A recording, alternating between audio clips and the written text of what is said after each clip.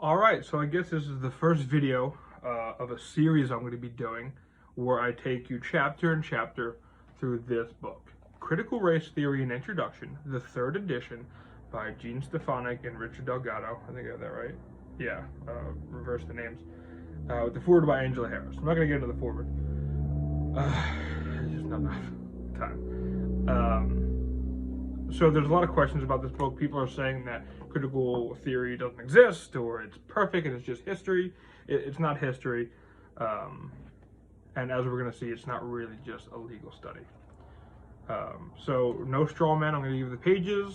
I have everything I'm going to talk about is underlined. And as you can see, paged off. So any questions, feel free to ask me about it. So we're going to start with chapter 1, the introduction. Now every chapter starts off with this little story sort of thing that they put in italics that you're supposed to read. They get weirder and weirder as you read it. One of my favorite books, one of my favorite quotes from this book is, let me find it real quick. This is a quote from the book, not this chapter, but it's coming up. Individual street people may feel better, but they will still be street people. So that's kind of what this book gets to. So let's start. So in this little story, they talk about a series of events that may or may not occur. Simple things like a clerk at a store being annoyed with needing to give change, or a jogger on a path not giving you the little wave when you walk by. It says, imagine if you're a white person, do you care, do you not? And then it says, you are a person of color, and these same things happen to you, and the actors are all white. What is the first thing that comes to your mind? Do you think that you might be treated in these ways because you are not white? If so, how do you feel? Angry? Downcast? Do you let it roll off your back? And if the response comes from fellow people of color, what do you think? Suppose the person of color is from a group other than your own. Sometimes these actions stem from mere rudeness or indifference. The merchant in a hurry, the walker lost in thought, but other times race seems to play a part. When it does, social scientists call these events microaggressions, by which they mean one of those many sudden, stunning, and dispiriting transactions that mar the days of women and folks of color. Now, that last part is the troubling part, or is something that often happens in this book. So they say when race seems to play a part, social scientists call these microaggressions, being someone's jogging and you give a wave and they don't wave back. That could be a microaggression, but only if it's racially motivated. Now, who will ever be able to judge that is the issue, right? These microaggressions are defined as such small features of everyday life that you couldn't possibly have a need to interrogate someone on that. So you're never really going to be able to determine if it's racially motivated. If somebody doesn't wave back to you on the street, it might be that they're rude. It might be that it's racially motivated, though likely not, I don't think. So putting that idea in people's heads allows people who they've convinced are oppressed people to now view any technical perceived slight as racially motivated. Because if I don't wave back to you when I'm jogging, I did it solely because of your race if you happen to be a non-white person. It sets up a damned situation no one can ever argue themselves out of because they'll never have the opportunity to. Let's continue. Sometimes the acts are not micro at all. Imagine that the woman or minority standing alone and ignored in a car lot eventually attracts the attention of a salesperson. They negotiate, she buys a car. Later she learns that she paid almost $1,000 more than what the average white male pays for the same car, of which they cite an article from the New York Times to reference. Again, what this would have to suppose is that the car salesman is withholding commission from himself to further oppression to a woman or a minority because he might not sell the car if he doesn't get to their negotiated price. Or it could be that some women and some people from certain cultures, or some people for whatever reason, aren't as stern negotiators as others. Or maybe the numbers are fixed because car ownership isn't as prevalent, which would skew the numbers. This attributing race or gender to the fact that sometimes women don't pay exactly as low as white men do for cars, isn't this absurdity? And that's their little story. But that's supposed to prime you. Understand that what we're going to do is we're going to show you that anytime there's anything that happens, from as small as not getting a wave back in the park, or paying a little more for a car, or anything that affects your day, it is because of racism. And then they go into, what is critical race theory? Now this is beautiful, because the first sentence of this essentially defies what Joy Reid and all of the people on the left are going to tell you that critical race theory is not. So what is critical race theory? Again, this is page 3, chapter 1, the introduction of Critical Race Theory and Introduction, edition 3. What is critical race theory?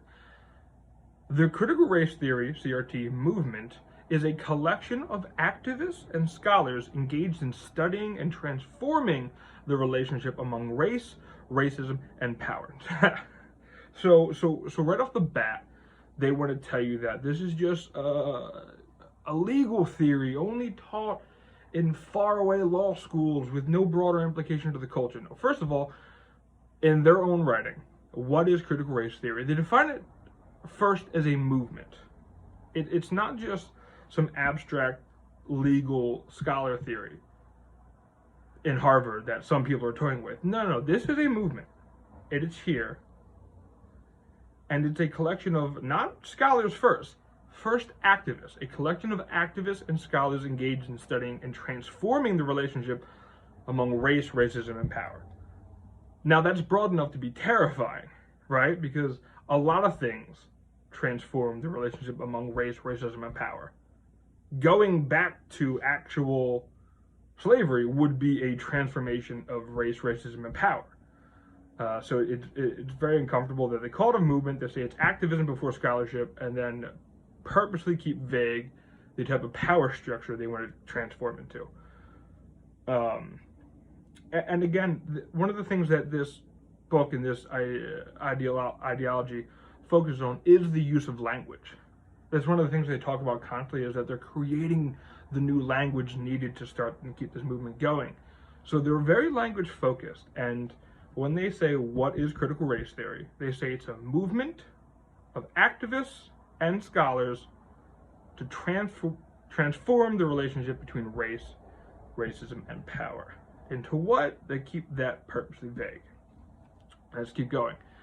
Unlike traditional civil rights discourse, which stresses incrementalism and step-by-step progress, critical race theory questions the very foundations of the liberal order, including equality theory, legal reasoning, Enlightenment rationalism, and neutral principles of law. Neutral principles of constitutional law. I want to make sure I quote this book correctly. That on its face is kind of scary. They have a clear disdain for the civil rights movement of the past. They don't like the liberal order or equality. They don't like Enlightenment rationalism, and they don't like neutral principles of law. Which is one of the ideas that led to the most freedom and equality for the most people. They often talk about not wanting a caste system, but also they don't like neutral principles of law, which is untenable. So this is still the introduction. There's in the part C, relationship to previous movements. Page 5. As the reader will see, critical race theory builds on the insights of two previous movements, critical legal studies and radical feminism, to both of which it owes a large debt. It also draws from certain European philosophers and theorists such as Antonio Gramsci, Michael Foucault, and Jacques Derrida, as well as from the American radical tradition exemplified by such figures as Sojourner Truth, Frederick Douglass, W.B. Du Bois, Cesar Chavez, Martin Luther King Jr., and the Black Power and Chicano movements of the 60s and early 70s. From critical legal studies, the group borrowed the idea of legal interdeterminacy, the idea that not every legal case has one correct outcome. Instead, one can decide most either way, by emphasizing one line of authority over another or interpreting one fact differently from way one's adversary does. I'm sorry. The group also incorporated skepticism of triumphalism, history, and the insight that favorable precedent like Brown versus Board of Education tends to erode over time, cut back the narrow lower court's interpretation, administrative foot dragging, and delay. The group also built on feminism's insights into the relationship between power and the construction of social roles, as well as the unseen, largely indivisible collection of patterns and habits that make up the patriarchy and other types of domination. There's a lot there. First of all, I think it's funny and wild that how openly they admit that, like, this is mostly like critical legal studies, which was born out of the critical theory of Marxism. That's why Antonio Gramsci, Foucault, and Derrida are on there. Derrida and Foucault more so just the postmodernists.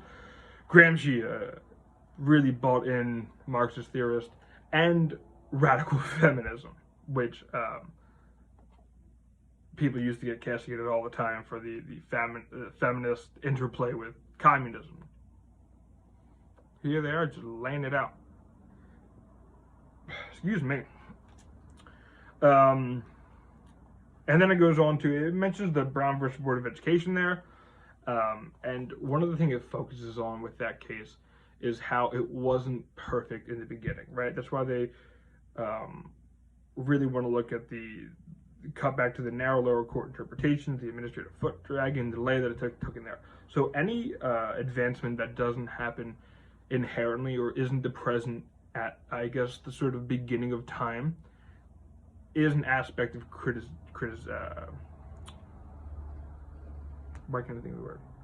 I guess.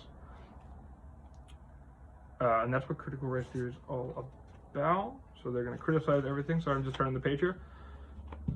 So then we go to principal figures. Obviously, Derek Bell. Derek Bell, they always talk about, is the movement's intellectual father figure.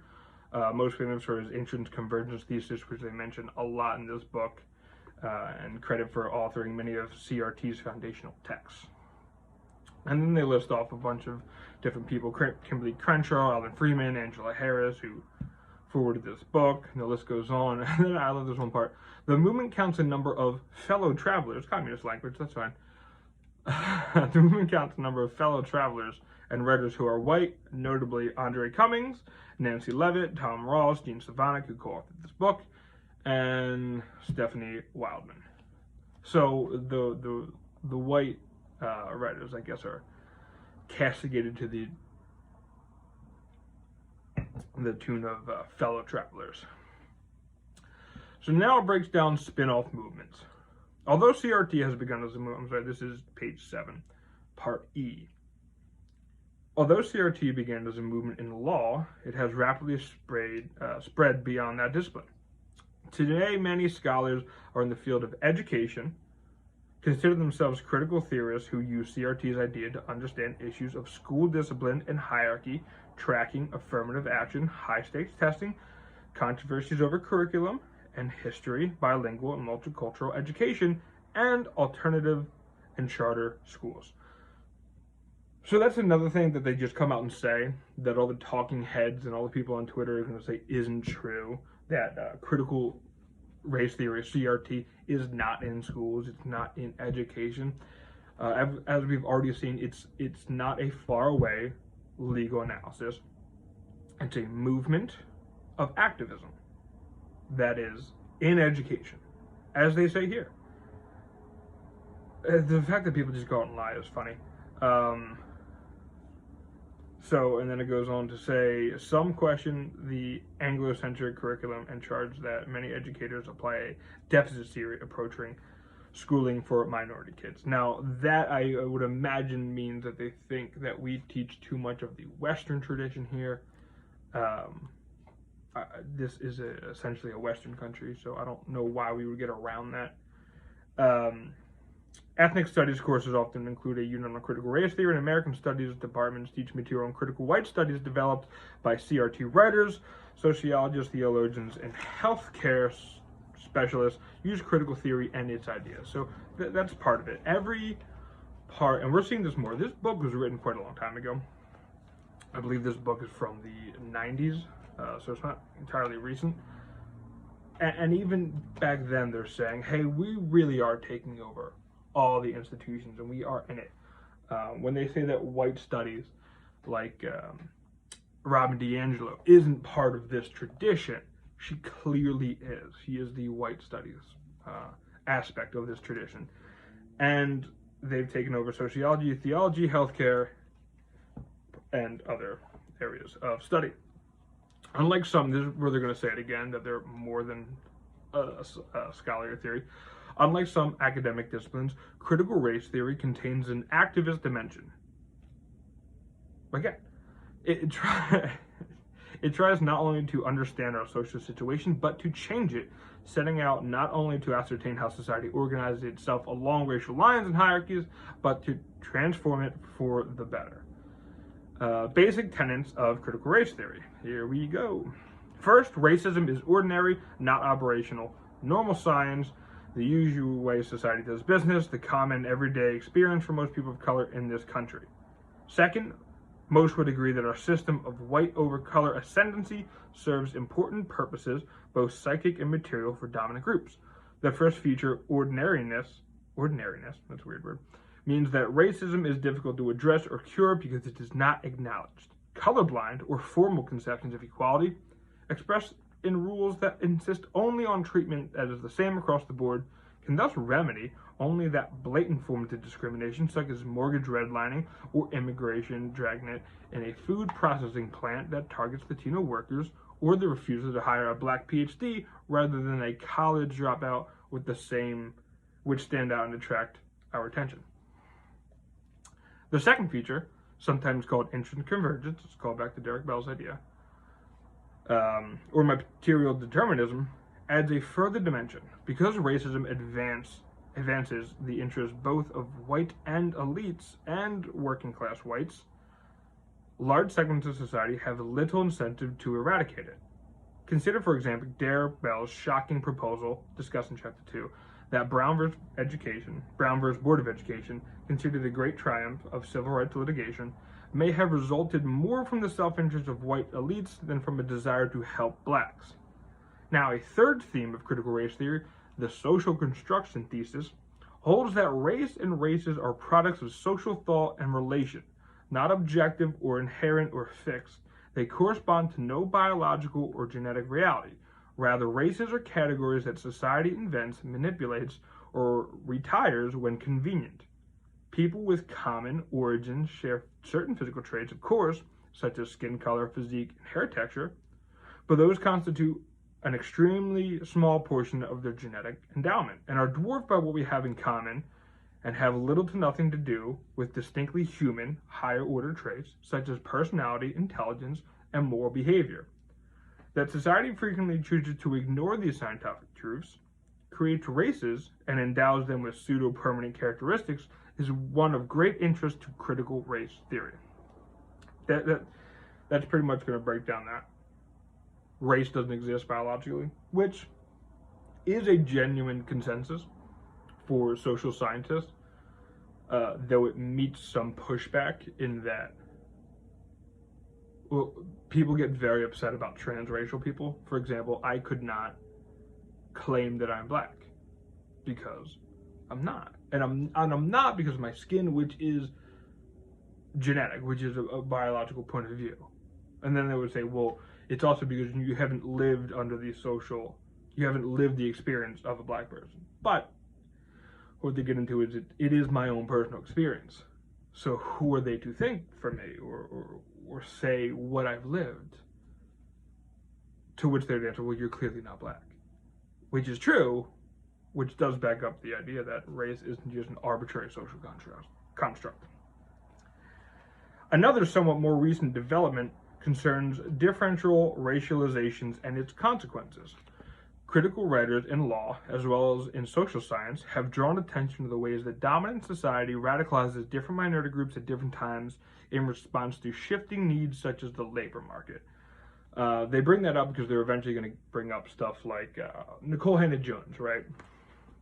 In the 2020 election, when everyone realized that Florida, in some very safe blue areas, was turning red.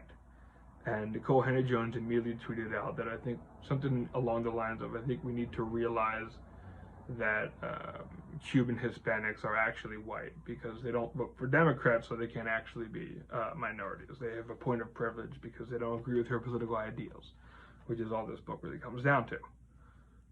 Closely related to differential racialization, the idea that each race has its own origins and ever-evolving history, is the notion of intersectionality and anti-essentialism. So, again, intersectionality is a very large component of critical race theory. Don't let anyone tell you otherwise. They say it in the book, page 10.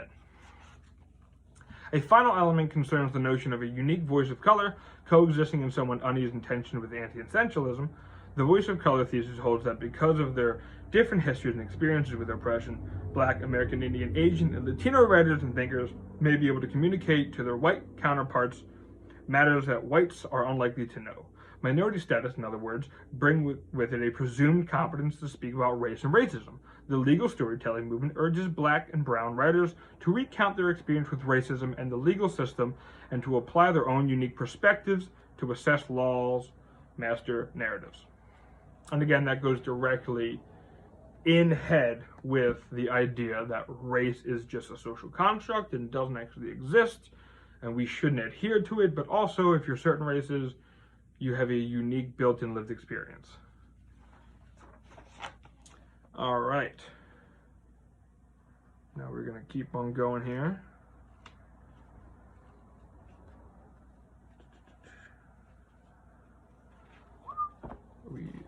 It goes into the organization of the book. One of the things I will say about the organization of the book is they chose to do it in an annotation style that I think is a little suspicious, where everything is in the back of the book and it's not really broken down